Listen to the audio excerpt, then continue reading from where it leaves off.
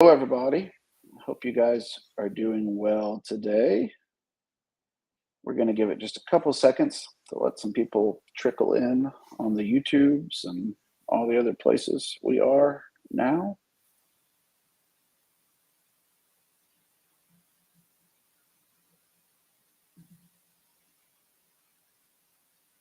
It is a beautiful and balmy 65 degrees in Knoxville, Tennessee.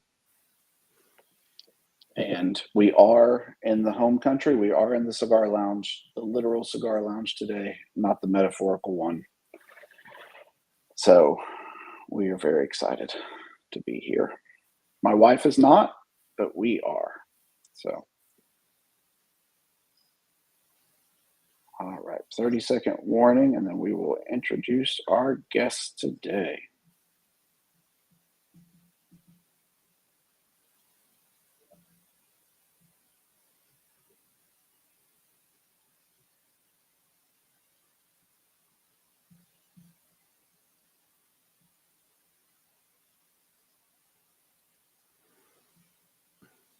Okay, we'll let people trickle in as we come. As always, these are recorded on YouTube. So, very special day in Option Omega Cigar Lounge land. I was talking to Matt and Rusty, for those who don't know, the other partners of Option Omega. And I remember being a little baby options trader, just reading about options. And there were two books that I went back and forth between over and over and over again. One was Trading Options Greeks, and the other was Being a Market Taker. So I am very, very thrilled today to have the author of both of those books with us, Mr. Dan Passarelli. Dan, how are you today, sir? Hey, Troy, I am great and glad to be here. I'm thankful you are here too. You are not in a cigar lounge, but that is okay. Metaphorically, you are welcome here. For those who don't know, Dan, like I said, has written multiple books on options trading, and he is the co-host of Backtesting Bootcamp with Mark Longo. You can find that on podcasts everywhere, which is a great. If you're new to options trading, I highly recommend it. It is a valuable resource. So what I thought I'd do real quick today is just kind of get a quick little bio of who you are and where you come from and what you do. So who are you? Yeah, so I'm Dan Passarelli, and born and raised here in Chicago, as Troy and I were just chatting about earlier. Graduated college in Chicago. Oh, you got the cigar and everything. We got to do this. Like, I got to come to the cigar lounge next time, man. We will make it happen. Yes, sir. All right. I will bring the bourbon. Oh, goodness. Okay. Indeed. Yeah. So graduated college in Chicago, and after college, literally knocked on every single door of the Chicago Board of Trade building, got myself a job as a runner, making $9,000 a year, worked my way up to becoming one of the biggest traders in my pit. 2005 or so, the exchange asked me to come and teach classes. Found that was my calling. I think that's when I met good people here like Mike Schwartz. I miss you too, buddy. And yeah, I do have to come back to Portland. Then ultimately started Market Taker Mentoring, which is the global leader in option trading education, and been doing that for, holy moly, I don't know, 15 years now, 15, 16 years. And we have students in over 50 countries. And that is, in a nutshell, what I do, big picture. Yeah. And that, one of the questions I've always wanted to ask you is, you know, you make it look seamless. Like I was a market maker in Chicago, and then now I run this online options trading thing. But there had to be some weird process that went from I'm in the pit every day to like I'm talking through these strategies. Like, how does that work in your mind? How does that synthesis work through time? Oh my gosh. Yeah. It's, you know, it is like one of those stories like, oh, hey, you know, I put a YouTube video of me singing a song up and now I'm a multi-billionaire pop star, you know, like, none of these things are true. So, yeah. So, the being a market maker got really, really competitive back in the early 2000s. And, I had a friend who worked for the Options Institute, the guy I trained actually. He was like a Army Ranger, just really badass dude.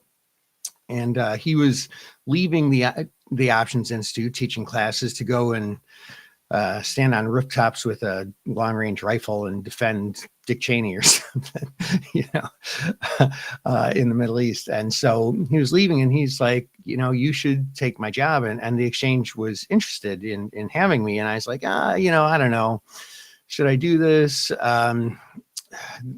And honestly, the thought that went through my mind is there's those who can do and those who can't teach. But I won't say I was talked into it, but I thought, what, I'm gonna give it a shot, and really did find that was my calling. When I was a market maker, nobody ever, shook my hand and said, "Thank you so much for helping me." That was quite the opposite.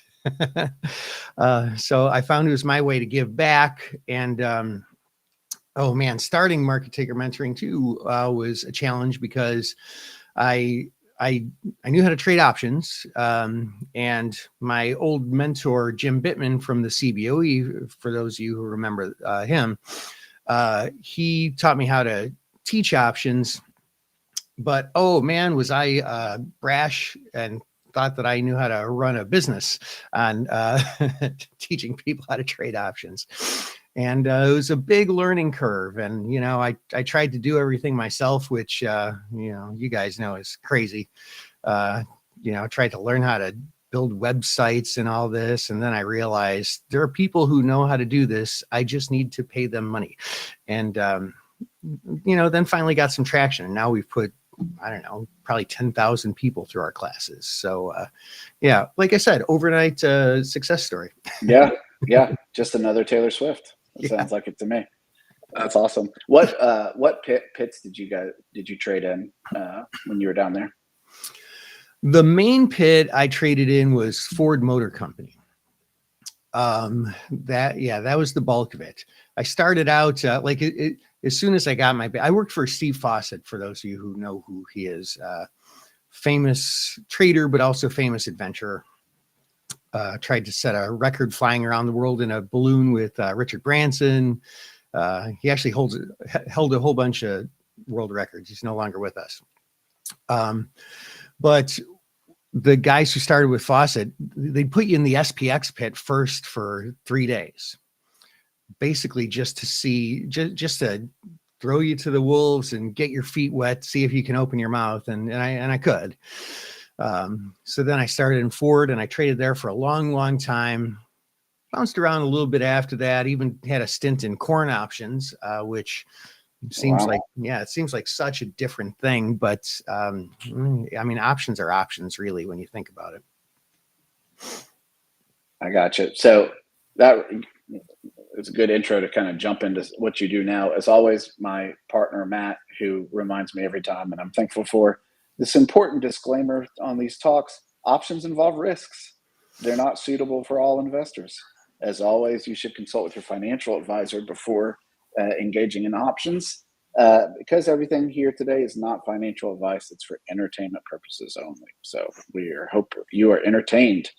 And with that being said, so you start Market Taker, and what are some of the strategies that you guys start? I've watched you guys for years now. You do so many different things, and I think the reason you're able to do that is because of your knowledge of options and just how deep it is. Anybody can kind of come up with an option strategy, but to run the gamut like you do requires a lot of skill. When you first kind of went from the pit, what were some of the first things that you thought retail can do this? Because I know everything, delta hedging in general is a kind of a hard thing. Gamma scalping is not exactly a retail friendly practice. So when you first kind of started what was the easiest thing coming from the pits to retail traders that you're like, they can do this, we can teach this? Yeah, I'll tell you what, it really was a transition. Man, I remember when I first started teaching at the CBO, one of the first questions somebody asked me was how to construct an iron condor. And crazy enough, I was like, what's an iron condor? Like, I've been trading professionally for, I don't know, almost a decade by that point. And, on the trading floor, never heard of that strategy. We would maybe call them like strangle swaps or something like that.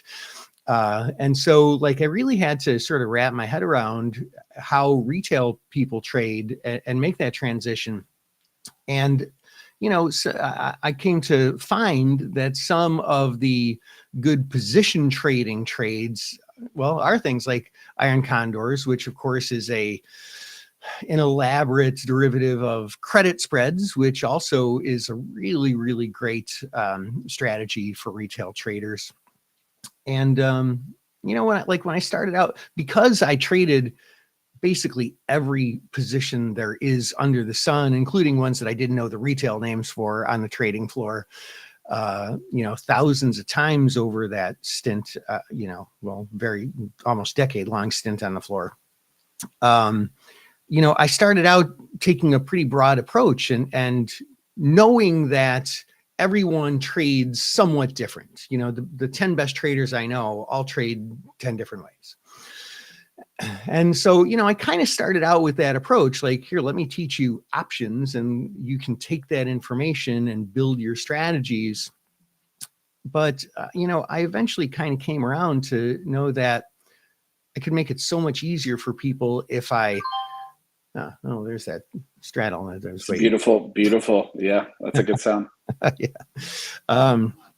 Like if I could make it just a little bit easier and break down the steps that I take, and maybe even come up with some tools that help traders find trades much more simply and quickly and easily, I could provide a great deal more value. So what I've evolved into as a trader, as a retail trader, and what we've evolved into as Market Taker Mentoring is creating these tools and these very, very tight systems to make it really, really simple for advanced or beginner people just to follow along.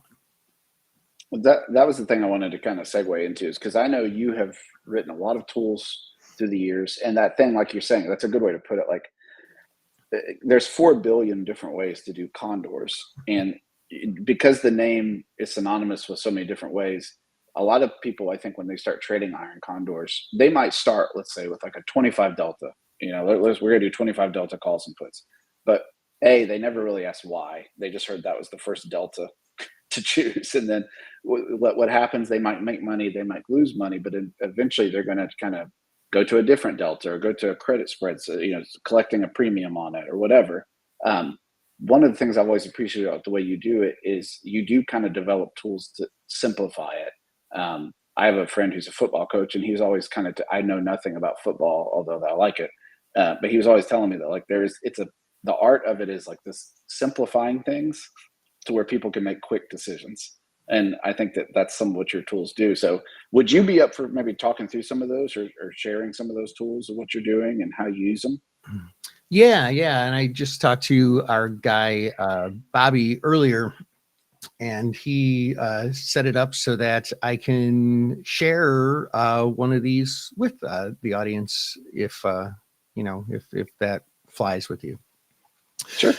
So one of them, I would say one of our most powerful ones and most successful ones, this is what John, who's my head coach for Market Taker, does in our daily group coaching class, is he uses our credit spread genius scanner. It searches the market for trade triggers. Now, for those of you, and I imagine that many of you are familiar with credit spreads, and that's great. If you're not familiar with credit spreads, in fact, do you mind would it be okay if I share our ebook? Please do. Yeah. Sure. So yeah, if you're not familiar with credit spreads, go to markettaker.com/guide. So that's market, like stock market, taker, like take what's rightfully yours, 2 T's in a row, markettaker.com/guide. And you'll get a strategy guide on credit spreads. Now, you guys are all super smart here, engineers for the most part, as I understand it. And so I imagine many of you are familiar with credit spreads. If you are familiar with credit spreads, also still go there, because when you download that ebook, you'll get a follow-up email that'll invite you to a presentation on our system using credit spreads. So please take me up on that, markettaker.com/guide. Nice. So what our credit spread genius does, it's a really clever little thing. And I didn't even know that building a tool like this was possible until I talked to my friend Henry Schwartz over at the CBOE, who pointed out that he could help me build just like a very, very specific proprietary scanner that scans the universe for what of trades live real time for when a professional trader trades a big credit spread. So why do we care about this? Well, look, if somebody is going in and trading 500 credit spreads, where credit spreads, you can lose more than you stand to win, but of course there's a higher probability of winning. This is somebody who has a lot at stake. So it's probably someone who has been given money by his firm, by people who understand the value of risk and entrust in this person to make a trade that has this level of risk, to know what he or she is doing. So it becomes really useful to be able to find trades like this that are traded by these big professional traders.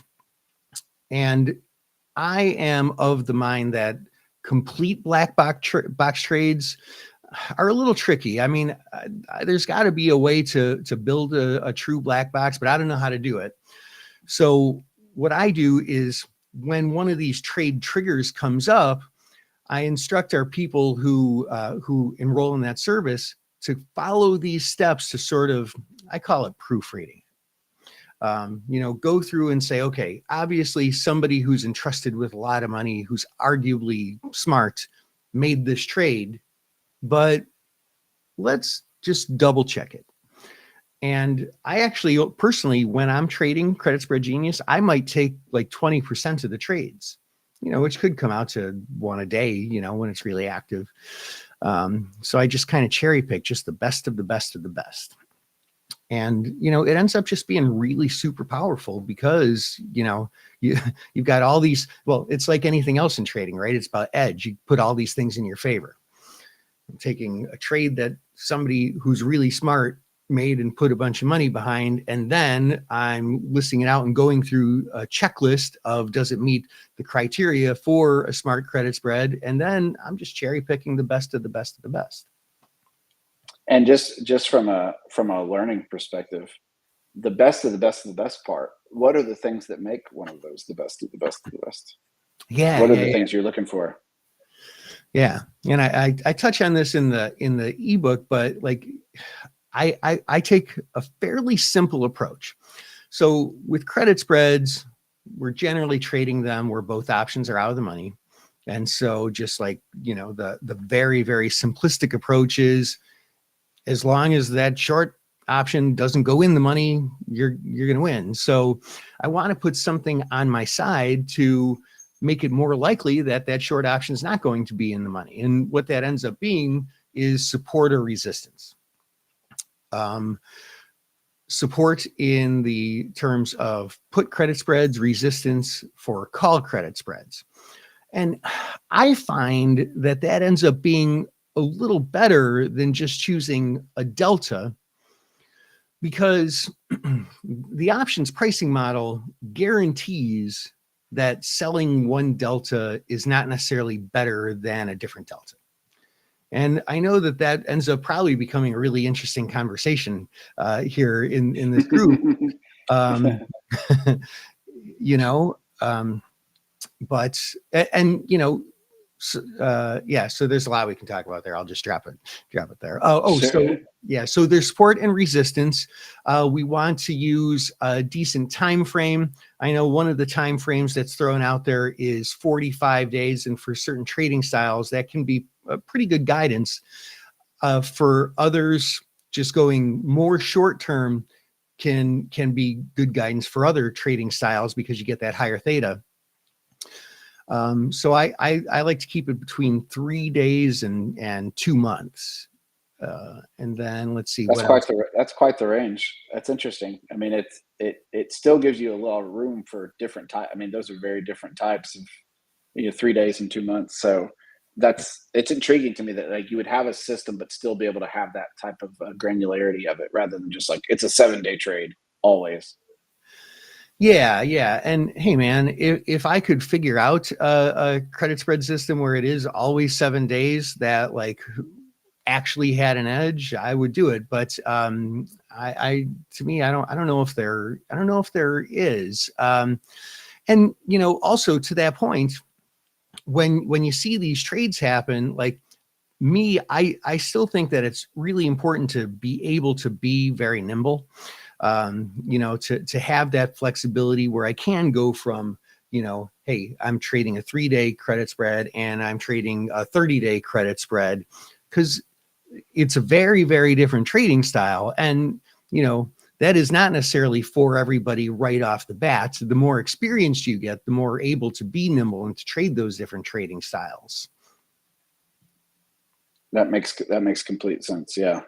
So that type of tool, it's interesting. You wrote that for spreads, and then I know also, and I'm kind of all over the place, so you stop me if you want. But I know also you do a lot with earnings, which is interesting to me because earnings are scary. They're the Halloween of it's truly a trick or treat situation quite often. Yeah. But it seems to me like you have kind of figured out a system to at least kind of rein in some of that chaos as best as you can, as best as anybody can. Can you talk to through some of that, how you do that? Yeah. And I am 100% with you. Like earnings trading can be really, really, usually is very, very crazy. Like I tell this story in one of the webinars that I do, or online trainings that I do for the earnings class. I had never traded an earnings trade as a professional trader. Because I was never allowed to. Yeah. At one point, at one point in my trading career, I was like one of the top 5 traders in our firm out of about 50, like profitability. And like literally my boss would let me trade anything I wanted with as much of the firm's money as I wanted, but I was never, ever, ever allowed to carry a position going into earnings because no one can predict direction on an earnings trade. Anybody who tells you any different, I think they're crazy. Should be in prison. Yeah, In prison. Yes. So like, and it's a funny story. I'll steal my own thunder if anybody ever goes to the live training. But I found myself, this is probably about 7 years ago. There's a producer from Bloomberg Television. I'm on the phone with them, and this is going to be my first time like doing a TV interview, And he's like, hey, here's what we want you to do, Dan. Apple has earnings coming out after the close. We want you to tell our viewers how to trade Apple going into earnings. And I was like, oh shit, man, how am I going to do that? Like, I've never traded, like no one can trade an earnings trade. Right. It can't be done. And, I wasn't just going to go on there and bullshit, like if I was going to go on there, it's going to be a trade I believe in. Otherwise I just wasn't going to do it. So I told the guy, like, okay, look, hold on a second. Give me a minute. I got to check something. And I like looked for an earnings trade, and I was like, I can't do a directional trade. So no long calls, long puts, debit spreads, covered calls, cash secured puts, straddles are, almost always overpriced. And so like I looked at a time spread, and in this case, the time spread ended up being a really, really good earnings candidate. And I was like, I'm kind of onto something here. And, I ended up calling the guy back. I talked about that trade. I made the trade one, and I was like, I've got to research this a little bit. Like there's something to this. And that ended up becoming our earnings trading system. And it's not just blindly trading time spreads on every earnings trade. But I came up with a list of criteria that over the years, like every quarter, I like improve it. I have improved it a little bit. And man, that's a good one too. Unfortunately for people who are watching this live, we're kind of at the end of earnings season, but yeah. No, time spreads to me, I mean, this Option Omega, our Discord is basically time spread land, just because it is a different type of setup than what most people learn. The probabilities are a little wonky on it because they're a little bit more complex. But for something like earnings, where it literally is a vol event, I mean, the way we put like FOMC is like the market's earnings as a whole. Basically, that's how FOMC days worked last year specifically, And so you get some really juicy ways to play those against different expirations. And so I love that. With those are the two that I wanted to ask you about specifically. Are there any other things you guys have been working on, or any things that like I've missed that you'd like to talk through from like a tool that you do? I know you have a lot of scanners and things like that. Is that right? That you use? Yeah. We have our Genius suite that are like, I kind of explained how the credit spread Genius works.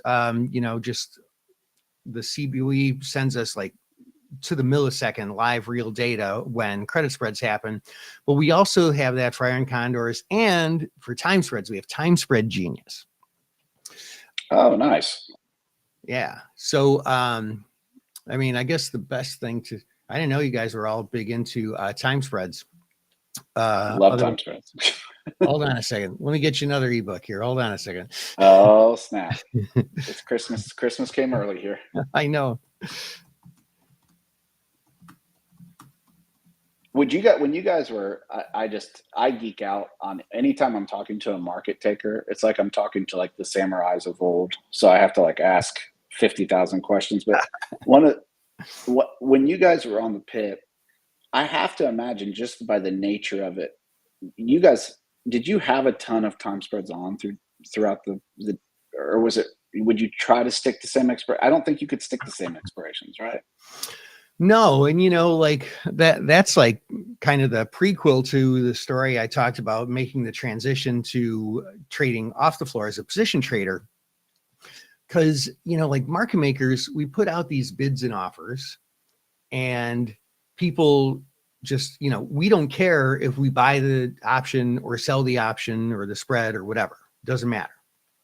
Because we were always trading for the theoretical edge. It's worth this. Here's my bid. Here's my offer. You want to buy from me? You want to sell it to me? I don't care. I'm just trying to make these pennies. So, we would end up, I would end up with literally thousands and thousands of different options, just sort of randomly. And, I would try and spread off the risk.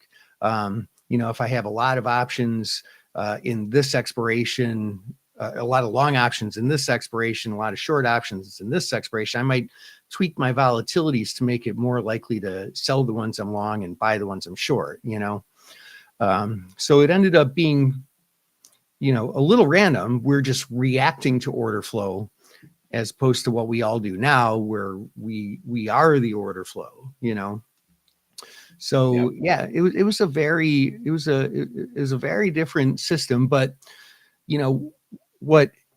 what that really helped me get good at, and what helped make me a good retail trader from that very different experience, was managing positions. Like, just imagine if, you didn't get to choose what positions you have on. Like, you wake up in the morning and it's like, hey, here's what's in your account. That's right. Yeah. Make money on it. You know, Good luck. yeah. So that was like that trial by fire really helped me a lot. And then, you know, the other thing was seeing these inner workings, because that's what enables me to build these really great tools for, I mean, hey, selfishly for myself. But when I find that they work, it also helps our community. So I make them available to our market takers as well. Yeah, no, that's awesome. Yeah, if you let me know that link, we'll put it in the notes after the show there, with because I know time spreads are, we like time spreads here, so yeah, Yeah. we'll get that from you. Um, Anything else you want to talk through? Like you said, you're such a rarity because you really do just everything. Like it's not, you don't have like this thing that you do. You do all of it. So, is there anything else you want to talk through from people who aren't familiar with Market Taker and kind of what you do? And I know you do a lot of live training and things like that. Um, yeah, can you speak to any of that? Yeah. I mean, yeah, we do. I mean, I feel, I mean, I don't just feel, I know that the bigger the breadth of knowledge you have, the better. Because like, even if you are just doing this one thing, if you know how to do this one thing really well, but also know all the ancillary things that go with it, uh, you're just going to be better at this one thing. So we take that approach into our like one-on-one coaching. Like I said before, like trading is very personal. Everyone trades differently. And we build these systems so that they are very, very step by step, but the better you get with them, you can sort of like make it your own and get good at it with your trading style. And we really take that into account with our one-on-one coaching. That is all personalized, like just for you. In fact, we literally send out an assessment that's part knowledge test, part psychology test. You know, we want to see who you are as a trader and then build a program around you to take you from whatever level you are now to where you ultimately like know you can be. And you know, we will work with people who are brand new to trading, very basic. And I love that. But our real sweet spot is people who have been trading for a while and already have an aptitude, but really want to get great. So, Yep, I appreciate it. One of the things, you know, it's weird that like we run a backtesting tool, and yet we talk to educators all the time, and we have these relationships, and it's increasing like more every day. The thing that I realize is that even with even with the tools, you can still absolutely just wreck your account. You can wreck your life, and education is so important, and there's a lot of crappy education out. I just it's I'm turning 40 this year. I'm getting more uh grudgingly more like Scrooge-ish every day. And like I see TikTok options dudes on there, and it just makes me want to A, vomit, but then B, get guys like you on that like you've been doing this a long time, and like you have a system in place and you take it seriously. And so I'm thankful for people like you. Like I said, I've learned a ton from you through the years. Yeah. Last technical question. I don't want to keep you forever. We hope to have you back on more and talk through a bunch more and get bourbon from you and all those things. Uh, uh, this is a dumb question. This is a very personal. This is a Troy question. I'm sure no one really cares about, but for when I read the Greek book, and I've for years, like my type of trading, the idea of gamma scalping feels so good to me. Like I love that idea of trading. And by gosh, I cannot figure out how to do it as a retail trader. Uh, why can't I figure it out, Mr. Passarelli? Why is it so hard for retail traders to utilize this wonderful strategy of gamma scalping? you know why? Because you can't do it. I was afraid you're I going to say that. Yeah. It's an interesting thing. So I have trained 3 of our retail traders, my students to Gamma Scalp, one of which was literally a rocket scientist, worked for JPL, which is like a branch of NASA, if you don't know that. Yeah. Another one was an attorney. Another one was, who was the other one? I can't remember, but somebody else. Like I would just tell people no, unless they were like just so freaking smart. But your margin is one of the major things against you. Even with retail portfolio margining, which don't even think about it if you don't have retail portfolio margining. The thing is you tie up so much capital to make, comparative to the amount of capital you're tying up, so little, which, it's one of those things where it sounds like, oh, in percentage terms, I should never do this then. But no, I mean, if you can, if you make this small percentage over and over and over again on that capital, it can work great. But even with retail portfolio margining, it's still not enough margin to make it worth it. And you have to have a ton of capital. When I was, because all I did on the trading floor was, I tried to make most of my money from buying bids and selling offers and picking up the pennies in front of the steamroller, as they say. Sure. But the thing that I like to do is I was always on the trading floor, long gamma, and I was always gamma scalping. The guy who I worked for, who trained me, that's what he did. And so I developed a knack for it and, like to do it. So that was my specialty, but I would have, I don't know. I mean, I would have access to $500,000 or something, and try and make a couple $1,000s a week on each stock that, that I was gamma scalping on. So, if you're just trading one stock or two stocks, it's really, really challenging for, us mere mortals, which I'm, in that camp of retail trader now. That's where I've devoted my life to. And I won't even try it now, Yeah. Well, that's sad, but good to hear. That's one of those things. It's just, I hear those stories of old, and it's just, the idea seems so, it's what you guys had to do. Like you said, you have the bid and the ask, and you're trying to stay neutral. And so you're trying to, you're doing what you can during the day to try to stay neutral as much as you can. But it's right. It's just, it's a fool's errand that I have been that fool and on that errand for a long time. So, well, man, I don't want to keep you too much longer, just because I know you've got a lot going on. But the last question from one of our other partners, Rusty, chief engineer here at Option Omega, favorite bourbon. Yes. Well, I'm a fan of some of the Four Roses and Angel's Envy, everyday bourbon, I'll just do a bullet. Sure. I could just go with what the right answer should be and say the old Pappy Van Winkle, but Correct. some of it's I did a flight of it just recently, this past Father's Day, and some of it was of the three different Pappies.